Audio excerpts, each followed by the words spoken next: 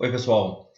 Nesse vídeo eu vou definir o que é um sistema de partículas, vou obter o teorema do momento linear para esse sistema de partículas e vou falar também sobre as variáveis do centro de massa.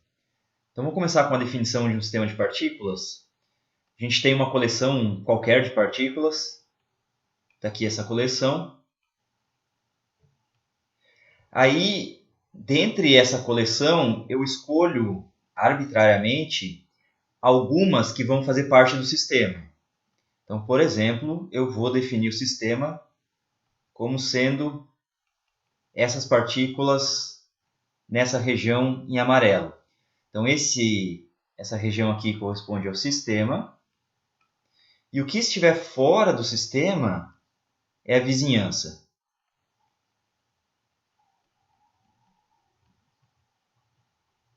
Obviamente, a gente pode escolher quem está no sistema como a gente quiser. Algumas escolhas vão ser boas, outras nem tanto. Então, esse aqui é o sistema. Vamos pegar algumas partículas. Essa partícula aqui, ela está interagindo com as demais partículas do sistema e está interagindo com as partículas da vizinhança. Vamos considerar a interação dessa partícula I com essa partícula J. A força entre elas, vamos denotar assim, pode ser atrativa ou repulsiva, tanto faz. Aqui no desenho vamos desenhar atrativa. Então essa aqui é a força na partícula I devido à partícula J. Então a minha notação vai ser a seguinte: Fij é a força em I devido a J. Se a partícula J faz força em I, pela terceira lei de Newton, a partícula I faz força em J. Está aqui, de mesma magnitude e oposta. Então essa aqui é a força em J devido à partícula I. Além disso, essa partícula I está sentindo uma força devido à vizinhança. Vamos denotar essa força de... vai estar para algum lugar, vamos supor que ela esteja aqui. F na partícula I, externa. Externa porque é uma força originada fora do sistema. Então, a força total na partícula I, eu vou denotar por Fi.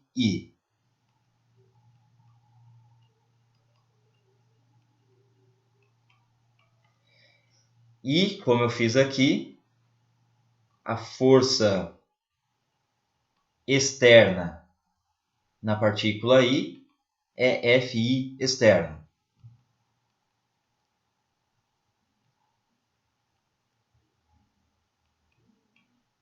Força total na partícula I, vou escrever assim, Fi igual, vai ser a força externa na partícula I. Observe que essa força externa já leva em conta a força que todas as partículas da vizinhança estão fazendo na partícula I, mais as forças internas.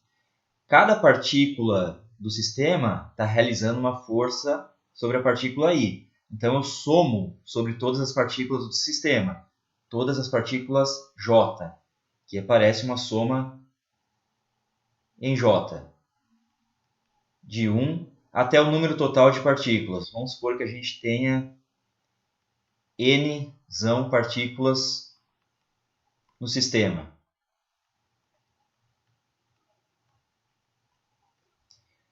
Então, soma sobre J, força na partícula I devido à partícula J. Essa é a força total na partícula I. Vamos escrever ainda o momento linear da partícula I e depois a gente discute o momento no sistema. Então, Pi vai ser um momento linear na partícula I. Obviamente, PI é igual a massa da partícula I, velocidade da partícula I.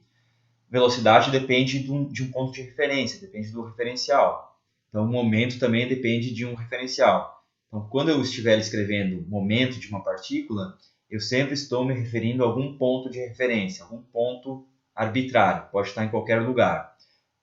Pode ser um ponto estático ou um ponto em movimento, inclusive um ponto acelerado. Tá? Vamos ver como é que fica o momento total do sistema. Então, vamos pegar um ponto de referência qualquer em relação a O. Eu tenho o momento linear PI para cada partícula. Então, o momento linear total do sistema, eu vou chamar de P maiúsculo, é a soma de todos os momentos lineares de todas as partículas que pertencem ao sistema. Então, uma soma em I. Eu vou omitir agora os limites da soma. Fica claro que eu estou somando sobre as partículas do sistema. Então, o I vai de 1 até Nzão. De PI minúsculo. Então, isso aqui, momento linear do sistema em relação ao ponto O. Posso calcular a taxa de variação desse momento linear em relação ao ponto O, dp dt, igual, aí essa derivada passa para dentro da soma. Soma em I, dpi, dt. Agora eu vou fazer o seguinte, eu vou assumir que o ponto O é um ponto que pertence a um referencial inercial, tem um referencial inercial associado ao ponto O. Vamos escrever assim, vamos dizer que O é inercial. Então, o que significa isso aqui? Isso significa que ou ele é um ponto fixo em relação a um referencial inercial, ou ele é um ponto que se move com velocidade constante em relação a algum referencial inercial. Então, nesse caso, vale a segunda lei de Newton. A taxa de variação do momento linear da partícula é igual à força resultante sobre a partícula. Ou seja, dp dt é igual à soma sobre as partículas, força resultante sobre a partícula I. E essa força resultante sobre a partícula I é dada nessa expressão aqui. Então, a gente pode escrever isso como soma sobre as partículas. Vai ter o termo da força externa. Então, somo sobre todas as forças externas, todas as partículas. Mas, agora cuidado aqui. Essa soma é em J. Somando sobre todas as partículas J me dá a força na partícula I. E eu quero a soma sobre todas as partículas I. Então vai aparecer uma soma dupla aqui. Soma em I e J.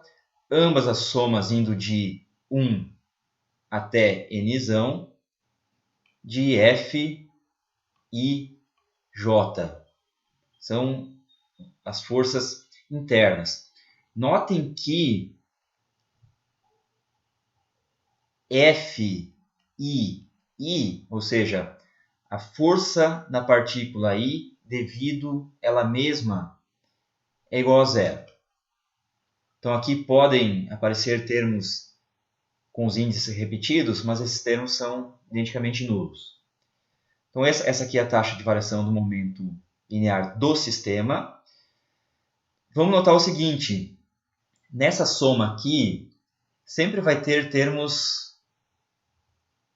simétricos. Então, por exemplo, eu estou variando todos os índices I e J, de 1 até N.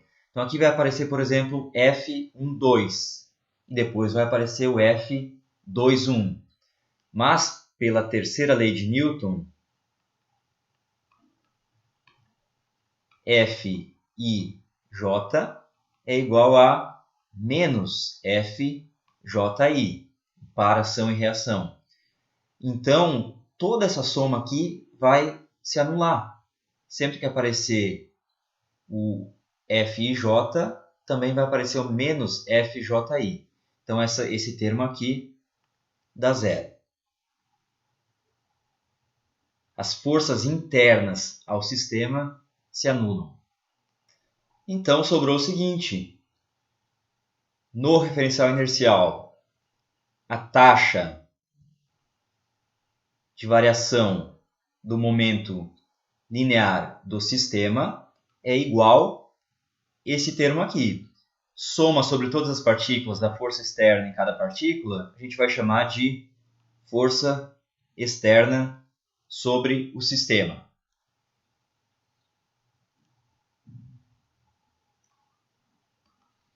Então, F externo, definir como aquela soma aqui.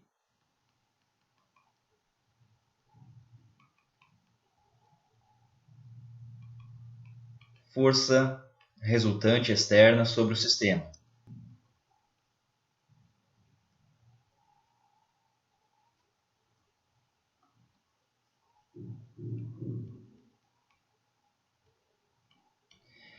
Essa equação aqui é o teorema do momento linear, aplicado a um sistema de partículas.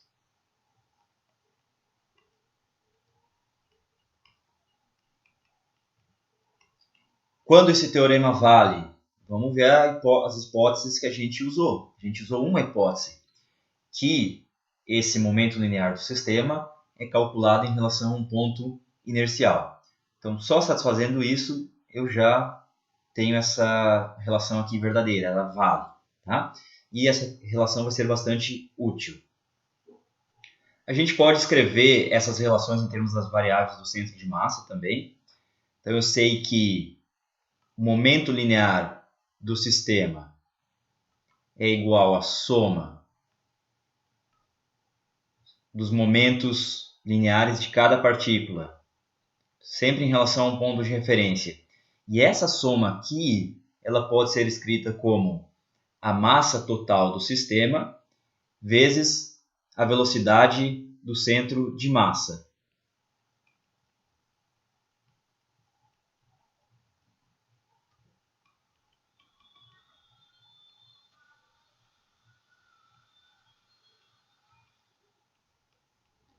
Eu vou postar um vídeo comentando essa relação aqui, de onde que ela veio, ou, em outras palavras, qual é a definição de centro de massa.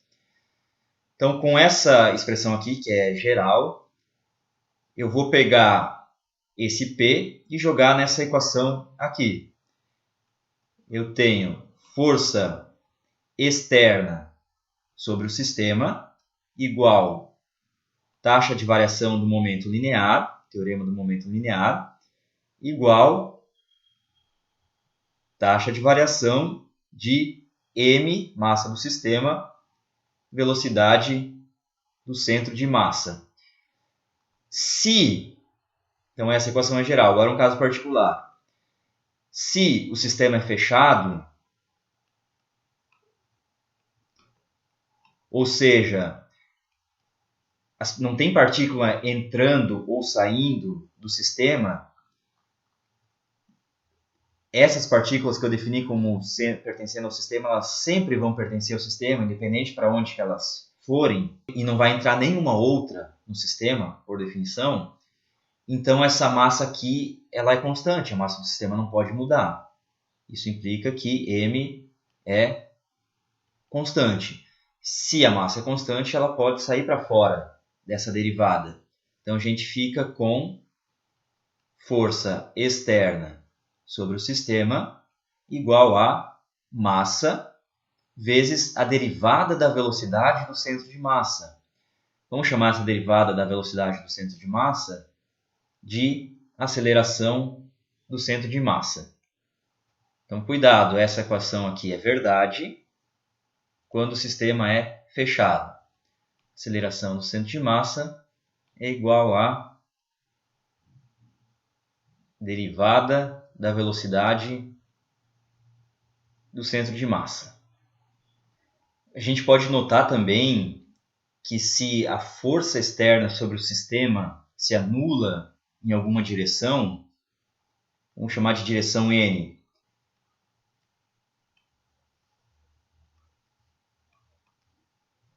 ou seja, se F externa, produto escalar na direção N, é zero, então o momento linear naquela direção se conserva, é constante. Se isso aqui se anula numa dada direção, o dp dt naquela direção é nulo.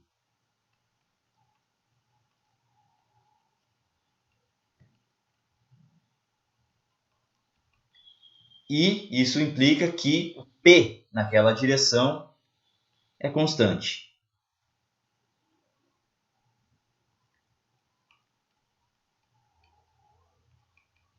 Uma lei de conservação. Se eu tiver nesse caso aqui do sistema fechado, isso está me dizendo que a aceleração naquela direção é nula, ou a velocidade do centro de massa naquela direção é constante. Esse aqui é o caso geral. Vamos fazer um exemplo. Nesse exemplo a gente tem um barquinho e uma pessoa. O barco e a pessoa estão sobre um lago, água parada. Inicialmente a pessoa está na parte da frente do barco, que é a proa. E aí a pessoa vai se deslocar até a popa do barco, a traseira do barco. Esse barco tem comprimento L, eu sei a massa do barco e a massa da pessoa, e eu quero saber o deslocamento do barco após esse trajeto, ou seja, após a pessoa sair da proa e chegar na popa. Vamos fazer assim, vamos identificar primeiro onde é que está o centro de massa do barco.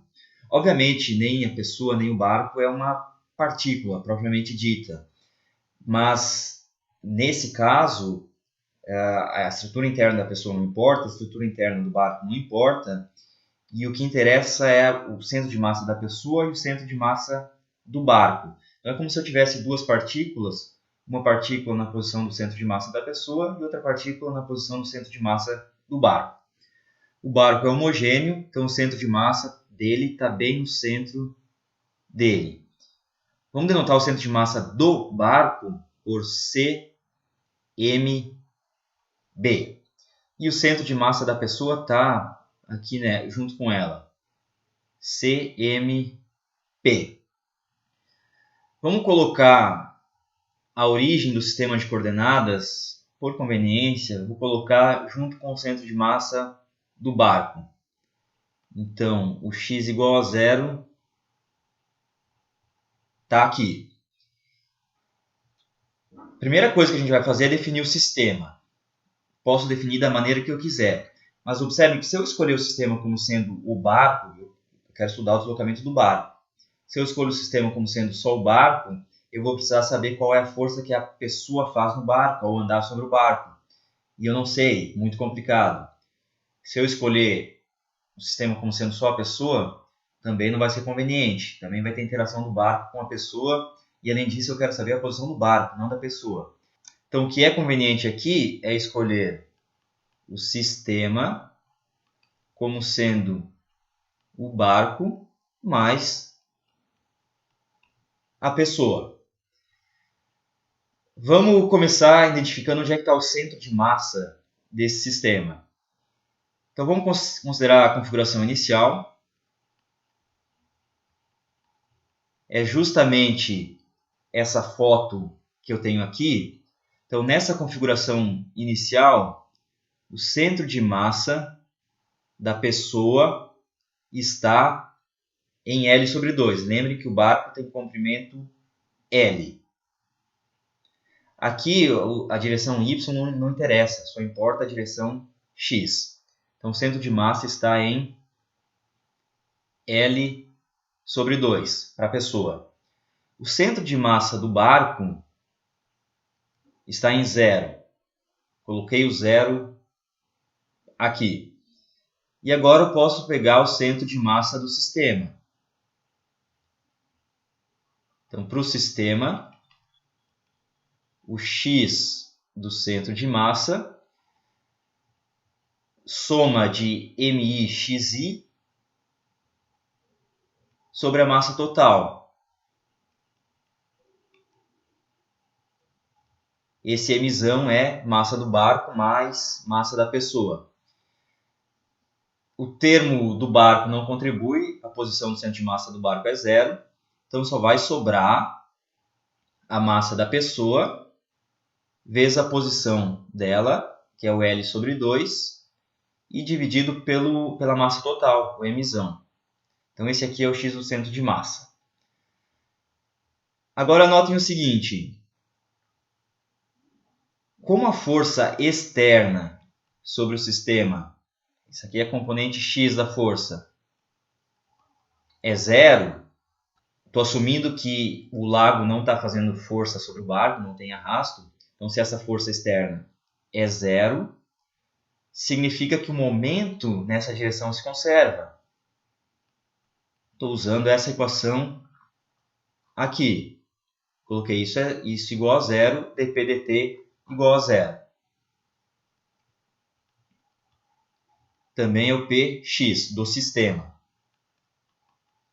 Se o momento linear do sistema se conserva, significa que a velocidade do centro de massa do sistema se conserva, é constante. Esse aqui também é um sistema fechado, a massa dele não vai variar.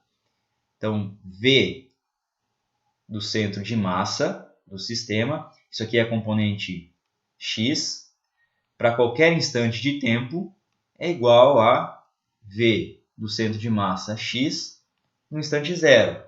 Se a velocidade do centro de massa do sistema é igual à velocidade do centro de massa do sistema no instante inicial, e a gente está assumindo que está tudo parado inicialmente, então a posição do centro de massa não pode mudar no sistema. Então isso aqui implica que o x do centro de massa no instante t tem que ser igual ao x do centro de massa no instante inicial, que é isso que a gente tem aqui, ml sobre 2mzão. Então vamos pegar a configuração final agora, e aí vamos encontrar esse x do centro de massa e igualar com esse termo aqui. Então na configuração final, vamos chamar esse instante ΔT, passou um intervalo ΔT. Eu tenho, fazer como a gente fez aqui, o centro de massa do barco. Na configuração final, eventualmente esse barco pode se mover, eu ainda não sei, eu quero descobrir justamente isso. Então vamos assumir que o centro de massa do barco está em xb, e aí a gente vai descobrir quem é esse xb. Então o centro de massa do barco em xb, vamos assumir que ele deslocou de xb. Centro de massa da pessoa. Isso tudo em relação à água, em relação a essa origem que eu defini aqui. A pessoa, ela tinha uma posição inicial L sobre 2. E ela vai andar até o final do barco. Então ela andou L. Então o centro de massa da pessoa é L sobre 2 menos L. Se deslocou L para a esquerda.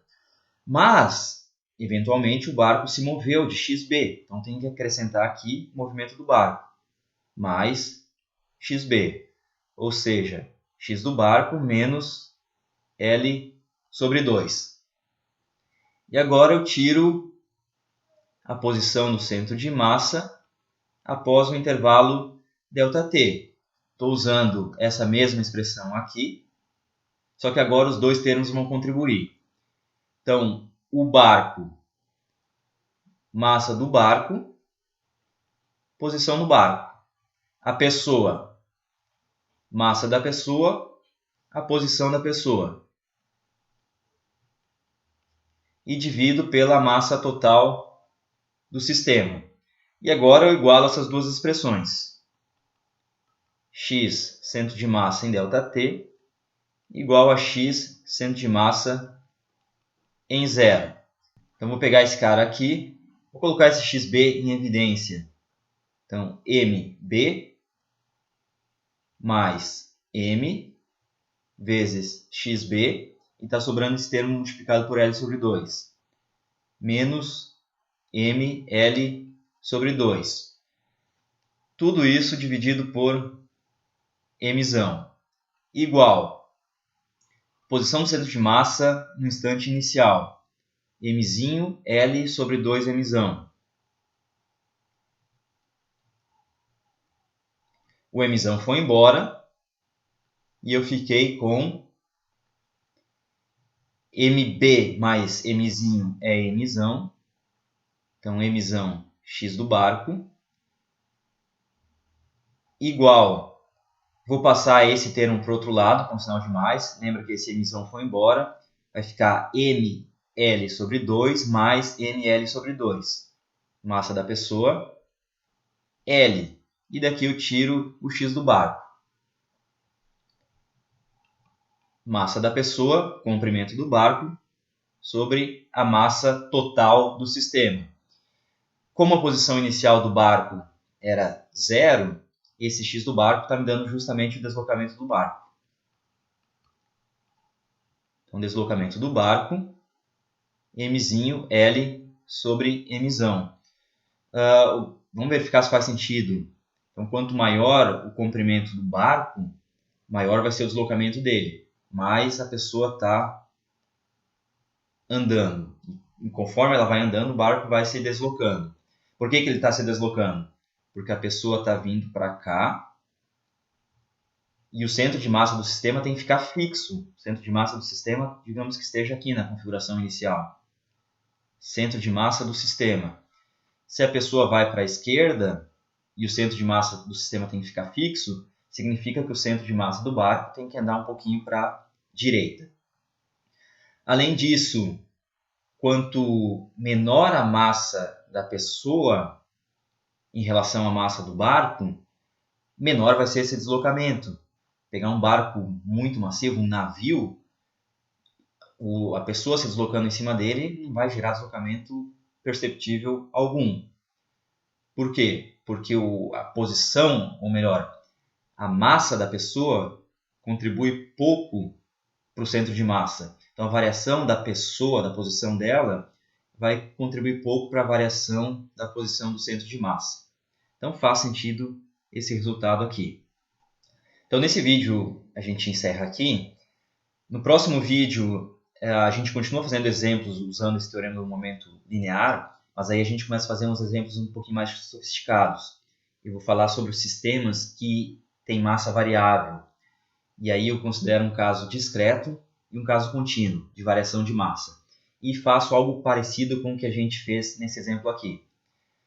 Vai ter também um vídeo sobre o centro de massa, então revejam também aquele vídeo. Então até lá, pessoal.